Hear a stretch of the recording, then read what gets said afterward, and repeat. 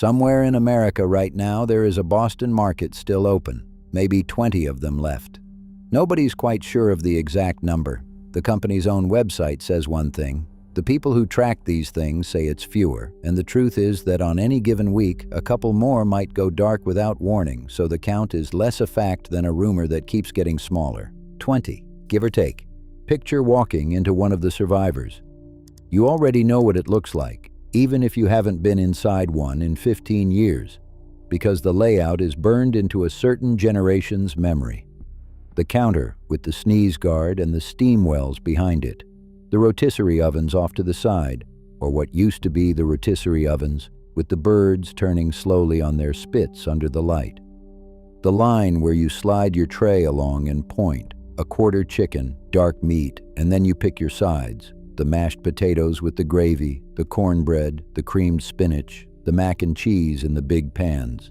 The faint smell of poultry and butter, and something herbal that hit you the second the doors opened.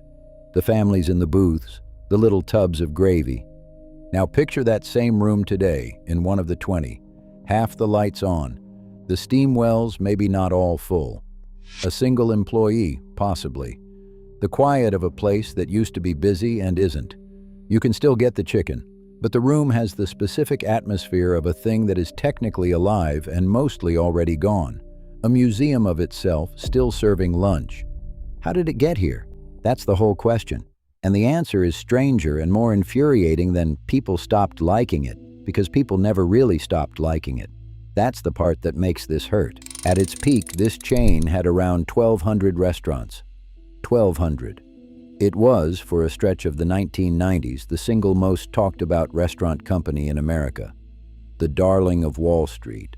The thing investors compared to Chipotle and Panera before Chipotle and Panera existed.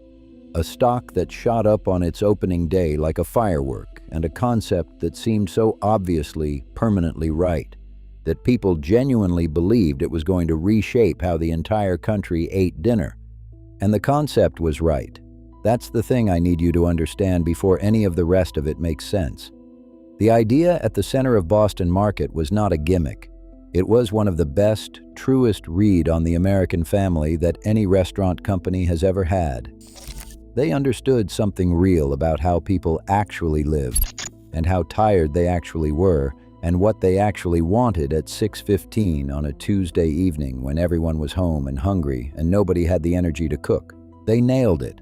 The idea was perfect, and the company built on top of that perfect idea has collapsed, not once but twice in two completely different ways, across 3 decades, under a whole parade of different owners.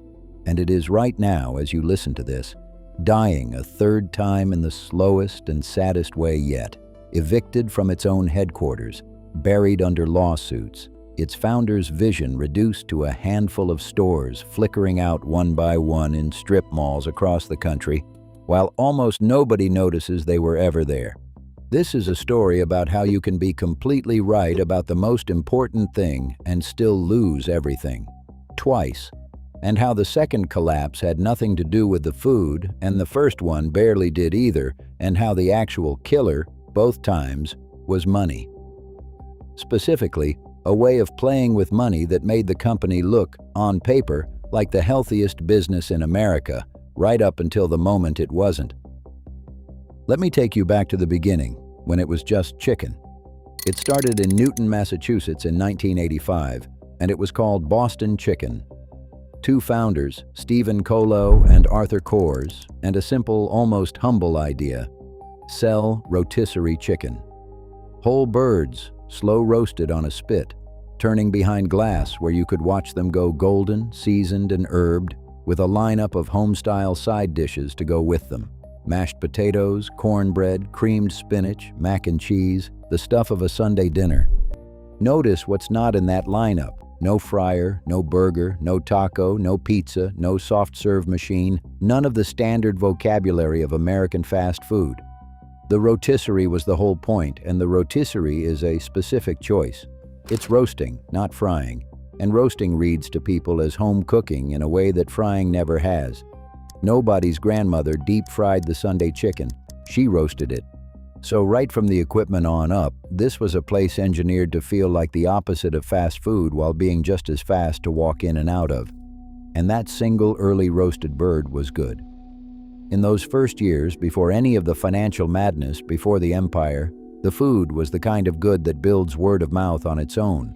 The chicken moist, the skin seasoned, the sides tasting like somebody actually made them rather than reconstituting them from a powder. And here is the specific genius of it, the insight that everything else was built on. Boston Chicken was not really selling chicken. It was selling the dinner your mother used to make, without the 4 hours of work. It was selling the home-cooked meal to people who no longer had anyone at home to cook it. Think about what was happening to the American family in the 1980s and into the 90s. 2 working parents, more and more, in more and more households. The single-income family with someone home all day to roast a chicken and mash the potatoes was becoming a memory. People were busier, more stretched, commuting further, working later, and they were surrounded by fast food. Burgers, fries, tacos, pizza, all of it fast and cheap and fine, and none of it anything like a real dinner. None of it was food you'd be proud to put on the table. None of it tasted like home. So there was this enormous, aching gap in the middle of American life.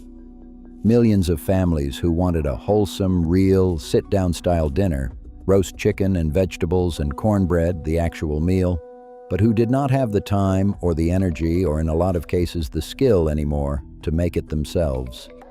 And there's a guilt woven into that gap, which Boston Chicken understood better than almost anyone. A parent who feeds the kids fast food 4 nights a week feels something about it. A low, nagging sense of falling short, of not giving the family the kind of dinner they picture in their head when they picture a good parent. It's not rational entirely, but it's real, and it's powerful, and it sits in millions of people every single evening around dinner time. Boston Chicken sold the cure for that guilt. Walk in tired, walk out with a hot roasted chicken and real mashed potatoes and some greens, put it on your own plates at your own table, and you've given your family a proper dinner. Nobody has to know you didn't cook it. In a way, the product wasn't even the food. The product was permission to feel like you'd done right by the people you love, on a night when you had nothing left to give. Boston Chicken drove straight into that gap. They even had a name for the category they were creating, a slightly clinical industry term that tells you exactly how well they understood their own idea: home meal replacement. Not fast food, a replacement for the home-cooked meal. You'd stop on the way home, pick up a whole rotisserie chicken and a couple of family-sized sides, and 20 minutes later your family was eating something that looked and tasted like you'd spent the afternoon on it. The guilt of not cooking erased, the tiredness accommodated, the kids fed something green. It was, genuinely, a beautiful idea. And people responded to it the way you respond to something you've been quietly wanting for years without having the words for it. They loved it. The food was good, really good in those early years, and the whole proposition just fit the shape of modern life so cleanly that the restaurants were mobbed. The company grew from that one store in Newton to 83 restaurants by 1993. And in 1993, Boston Chicken went public. It sold shares on the stock market at $20 apiece. And what happened that first day is the stuff of Wall Street legend, and it's also, in hindsight, the first warning sign, the first flash of the thing that would eventually kill the company. Because the stock didn't just do well, it exploded. It nearly doubled on the first day of trading. It became one of the hottest, most exciting stocks in the entire market, and it kept climbing, and within a couple of years, it was trading well over $40 a share, and Boston Chicken was the name on every investor's lips. Now, why? Why did Wall Street lose its mind over a rotisserie chicken restaurant? Part of it was the idea, which everyone could immediately understand and believe in. But part of it, the bigger part, the dangerous part, was the way the company had chosen to grow. And to explain what they did and why it was so seductive and so poisonous at the same time, I have to walk you through the financial machine underneath the chicken. Because the chicken was real, but the company was, increasingly, a financial machine wearing a chicken costume.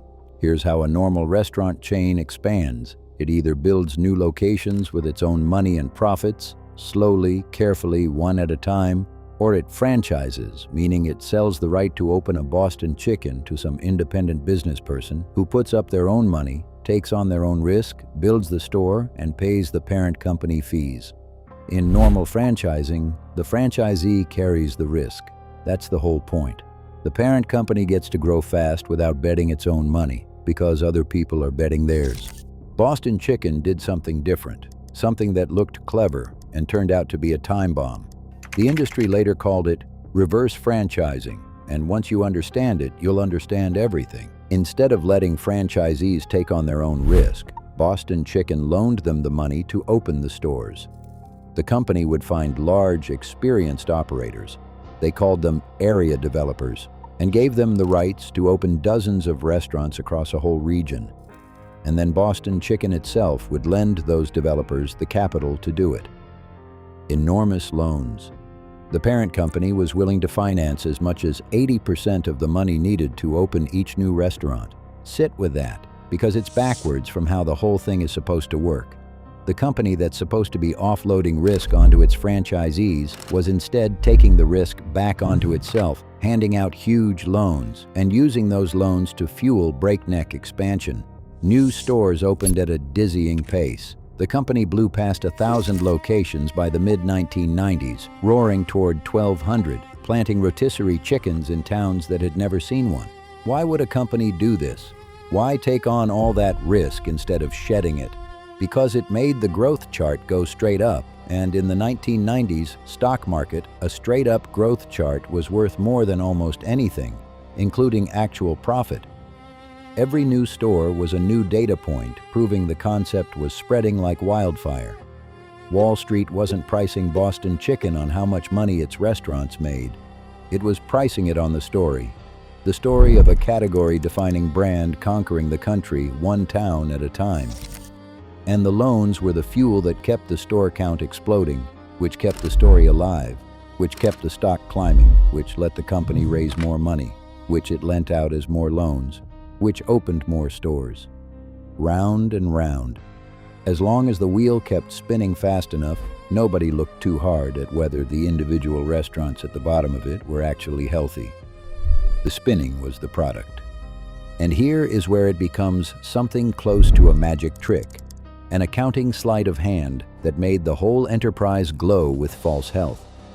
Follow this carefully, because this is the heart of the first collapse. When Boston Chicken loaned all that money to the area developers, and the developers used it to open stores and pay franchise fees and royalties back to Boston Chicken, the parent company got to book all of that as revenue, as income, as profit. The fees flowed in, the royalties flowed in, and on Boston Chicken's financial statements, it all looked like a wildly profitable, fast-growing business raking in money hand over fist. But look at where the money was actually coming from. Boston Chicken was lending money to the developers, and the developers were turning around and paying a chunk of that same money back to Boston Chicken as fees and royalties, and Boston Chicken was recording it as profit. The company was, to a meaningful degree, funding its own reported earnings with its own loans. It was booking the fees as income while the actual individual restaurants, the ones out in the world roasting the actual chickens, were in many cases struggling, losing money, drowning in the debt service they owed back to the parent. And the crucial deception, the thing that kept the shareholders in the dark, was this. Because those area developers were technically separate companies, Boston Chicken didn't have to put their losses on its own books. The parent company reported the rosy fees and royalties flowing up from the developers. It did not report the mounting losses piling up down in the developers' actual operations. Investors looking at Boston Chicken's financials saw a fountain of revenue and profit. What they could not see, what was hidden structurally by the whole arrangement, was that the network of franchises underneath was bleeding out. The company never even set aside a proper reserve for the loans that were obviously never going to be paid back.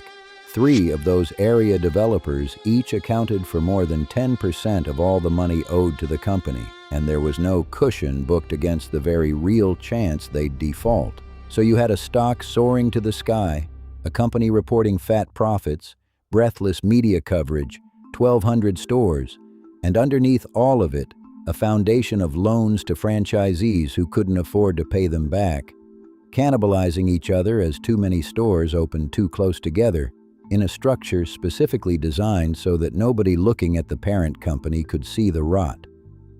This is the part that never sat right with me, and I want to say it plainly, right here in the middle. Everyone who tells the Boston market story reaches for the word overexpansion, like the company just got greedy and grew too fast and tripped over its own feet. And that's true as far as it goes, but it's too gentle.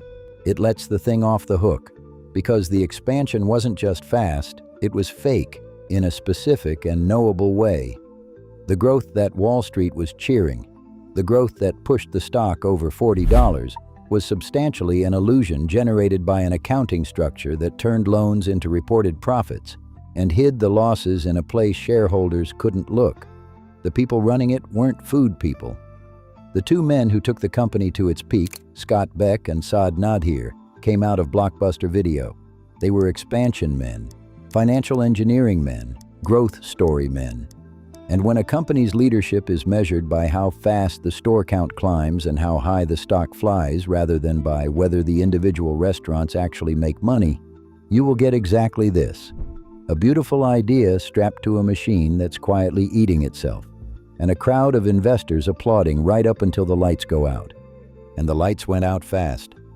Once the structure started to crack, once the losses got too big to keep papering over, once the developers couldn't service their debt and the whole reverse franchising engine started running in reverse, it came apart with breathtaking speed. The stock that had traded as high as $41 and change in 1995 was worth 75 cents by October of 1998. 75 cents from $41. The company posted a loss of more than $220 million. It had piled up around $900 million in debt. In October of 1998, Boston Market, it had renamed itself from Boston Chicken to Boston Market in 1995, when it broadened the menu beyond just chicken into turkey and meatloaf and ham and all the rest, filed for Chapter 11 bankruptcy. Beck and Nadhir, the Blockbuster men who'd steered it there, were gone before it hit bottom, leaving a newly installed CEO to face the furious shareholders and the wreckage. The dream of a national homestyle empire, the thing Wall Street had valued in the billions, evaporated in a matter of months.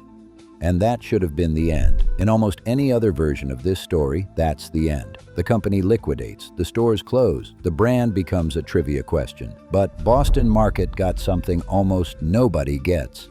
It got a second life from the single most unlikely rescuer imaginable: McDonald's. In the year 2000, McDonald's, the burger colossus, the Golden Arches, the biggest fast food company on earth, bought Boston Market out of bankruptcy. And this is the part that tells you how far the mighty had fallen, because McDonald's, by most accounts, did not even really want the chicken business. What McDonald's wanted was the real estate. Boston Market, in all that frenzied expansion, had accumulated a huge portfolio of well-located restaurant properties, good corners, good buildings, good parcels of land, and McDonald's, which understood real estate as well as anyone alive, looked at a bankrupt chicken chain and saw a bargain bin full of prime locations. So the initial plan, the whispered logic of the deal, was partly that McDonald's could close the Boston markets and convert those valuable locations to other uses. The chicken was almost incidental. The land was the prize. But a funny thing happened. McDonald's, having bought the thing, discovered that the brand still had real value, that people still loved it, that the home meal replacement idea, the Tired Family Tuesday dinner idea, was still as sound as it had ever been, and that a lot of those restaurants, run sensibly, actually worked. So McDonald's kept it, operated it as a subsidiary, stabilized it, cleaned up the catastrophe, ran it like operators instead of financial engineers. And for a while, Boston Market had something it had never really had before: a calm, competent, deep-pocketed parent that just wanted it to be a functioning restaurant chain. And it worked, more or less. It was smaller than the insane peak, and it was never again the darling of anything, but it was stable. It was fine. Under McDonald's, Boston Market got to just be a chain of restaurants selling rotisserie chicken to families, which is all it had ever really needed to be. There's an irony sitting inside that rescue that's worth pausing on. Boston Chicken, in its arrogant peak, had positioned itself as the anti-fast food, the wholesome alternative, the home meal replacement, the thing that was better than the burger joints. And when it collapsed, the burger joint is exactly what saved it.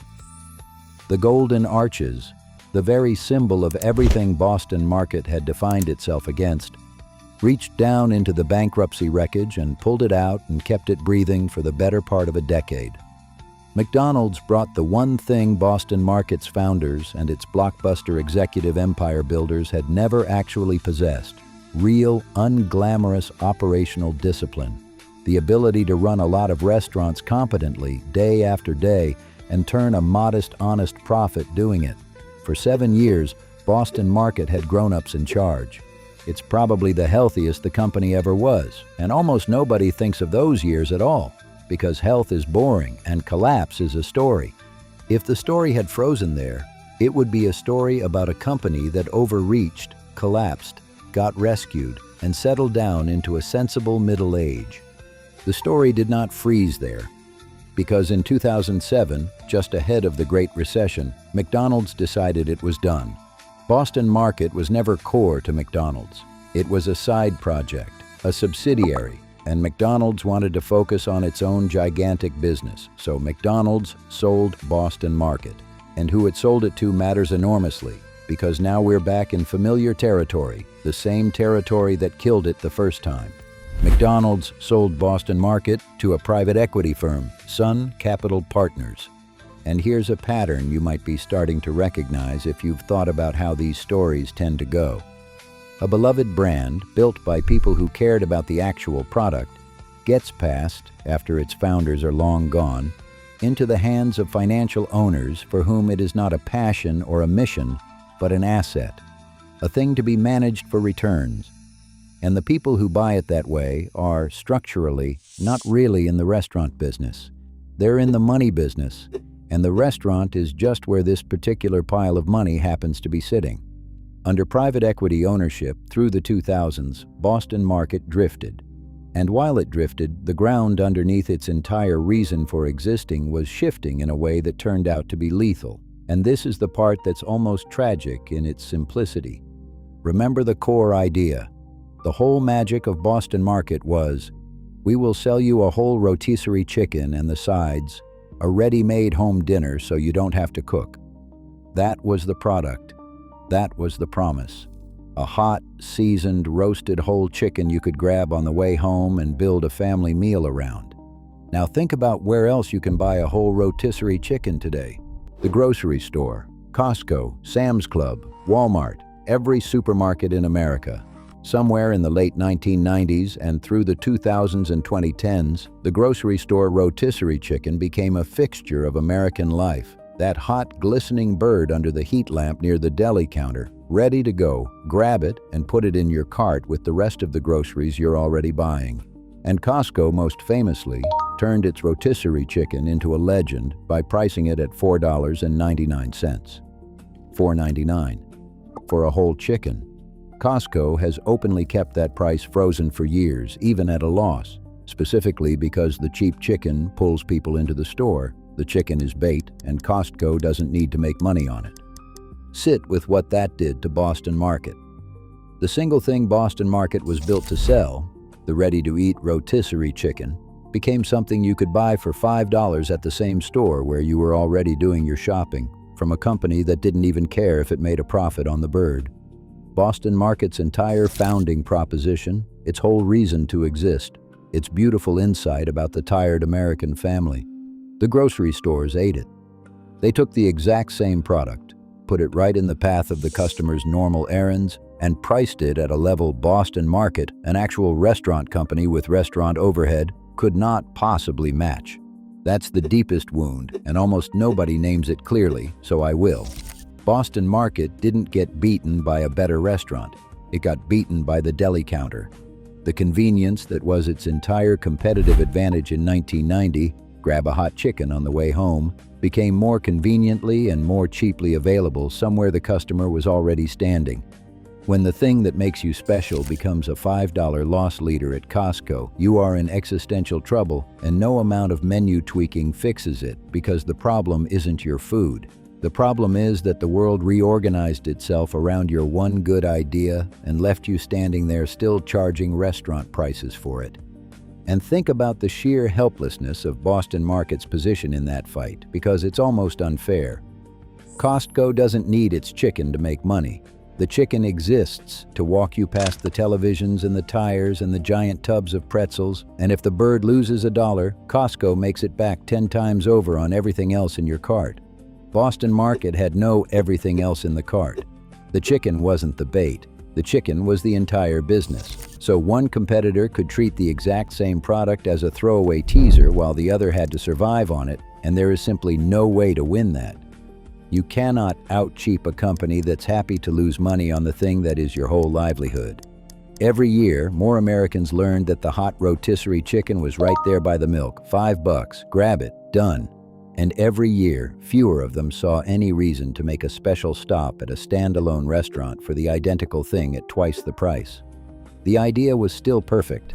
The economics underneath it had quietly become impossible. And the fast casual explosion piled on from the other side. Chipotle, Panera, and 100 others, the very category Boston Market had once been compared to as a pioneer, surged past it with fresher concepts, better marketing, and a sense of momentum that Boston Market, aging and privately owned and adrift, simply didn't have anymore. Squeezed from below by the grocery chicken and from the side by the fast casual boom, the chain slowly bled locations and relevance all through the 2000s and 10s. And then came the final owner, the one who is presiding over the third and possibly last death. And if the first collapse was about financial engineering and the middle years were about a good idea being quietly outflanked, this last chapter is about something more straightforward and more dispiriting. Apparent mismanagement on a scale that has left the brand a legal and physical ruin. In 2020, Sun Capital sold Boston Market to a man named Jay Pandya through his company, Engage Brands, under an umbrella called the Rohan Group. He reportedly got it cheap, a throwaway price, one account called it, for a chain that had once been worth billions. Pandya was a franchise operator. He owned Pizza Hut locations, among other things, and he took over Boston Market with grand ambitions of a turnaround, of bringing the brand roaring back to relevance. What happened instead is one of the more remarkable corporate unravelings in recent restaurant history, and the facts are almost hard to believe stacked up together. Under Pandya's ownership, Boston Market became buried in lawsuits, hundreds of them. Vendors and food suppliers who said they weren't being paid for goods and services they'd delivered. U.S. Foods and Benny Keith, major distributors, suing over unpaid bills. Landlords pursuing unpaid rent, employees pursuing back wages, people who'd worked and not been properly paid, franchisees tangled in disputes. The signs of a company in freefall came fast and concrete.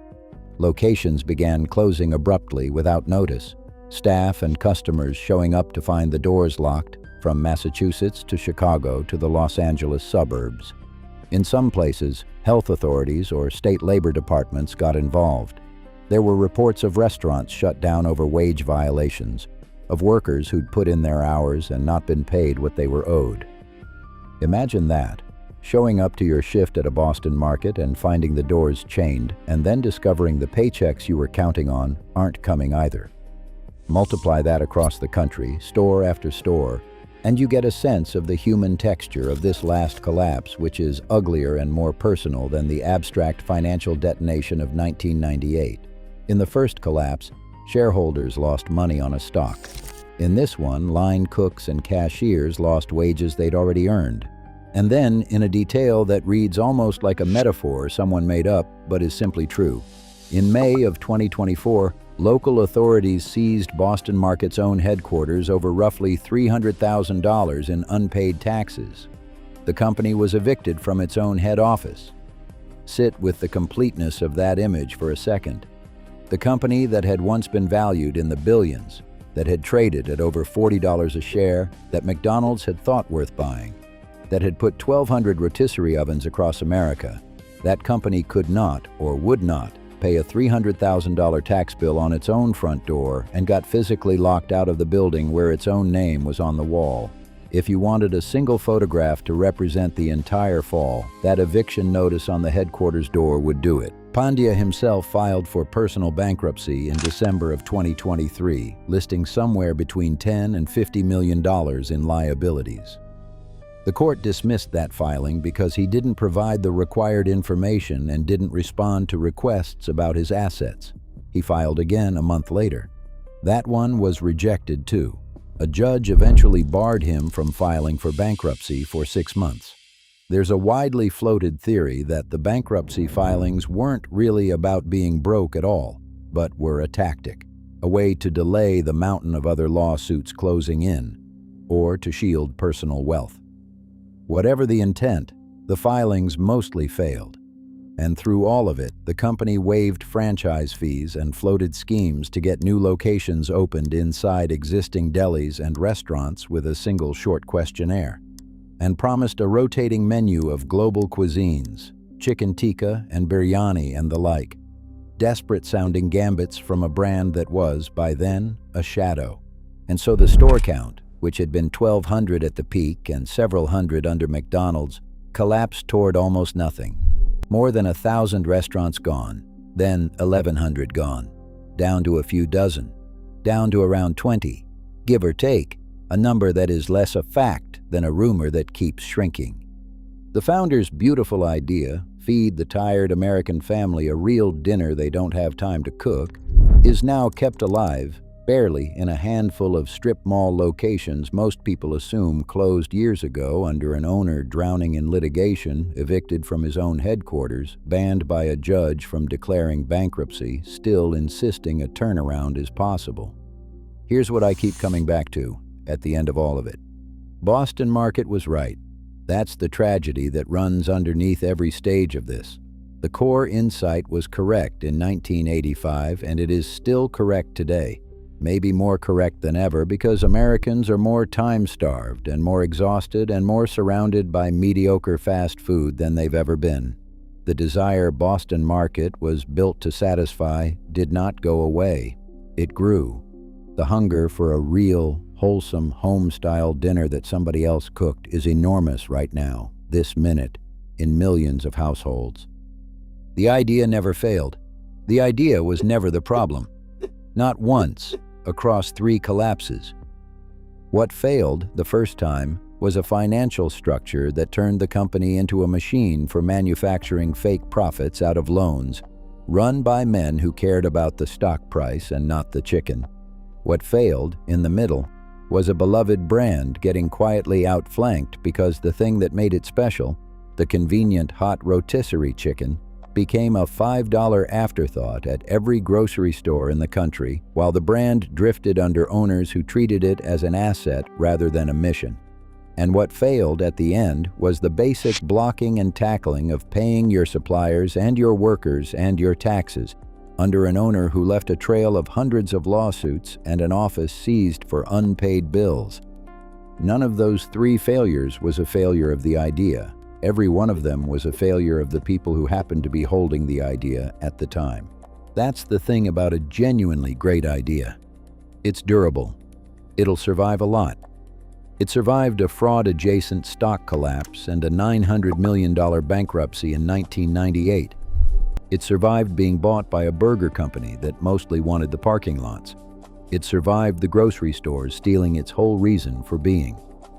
It is, incredibly, still flickering along right now, under an owner a judge had to ban from bankruptcy court. The idea just keeps refusing to die. It's the companies built on top of it that keep dying instead. There's a version of this story where you blame the customers, the way people blame the customers for Red Lobster's shrimp, where you say Americans stopped valuing a home-cooked meal, got lazy, settled for worse. But that's not what happened, and the evidence is everywhere around you. Look at how enormous the market for prepared meals has become. Look at the meal kit companies, the grocery store hot bars, the entire industry of feeding tired families something that feels homemade. Look at the Costco chicken itself, selling in numbers that are frankly staggering, 100 million birds a year and climbing. The appetite Boston market identified in 1985 didn't shrink. It became one of the biggest food trends of the modern era. Boston market didn't lose because the hunger went away. It lost while the hunger it discovered grew into a giant that other people got to feed. That's the cruelest shape a business failure can take. Not being wrong, being right and early, and then watching everyone else eat the meal you set the table for. And maybe that's the real ghost here. Not the empty buildings, not the 20 locations hanging on, but the idea itself, still perfectly good, still exactly what a tired family wants at 6:15 on a Tuesday, drifting from owner to owner, collapse to collapse, looking for someone who actually deserves it. The founders had it and lost it to their own ambition. The blockbuster men had it and turned it into a stock scheme. McDonald's had it and let it go. The private equity firm had it and watched it get outflanked. And the last man to hold it got locked out of the building. Somewhere out there tonight in one of the 20, the ovens are still turning. A few birds under the light going golden, exactly the way they did in Newton in 1985. Somebody will walk in tired and walk out with dinner and feel, for a moment, like they did right by their family. The idea still works. It works every single time it gets the chance. It just never found anyone who deserved to keep it.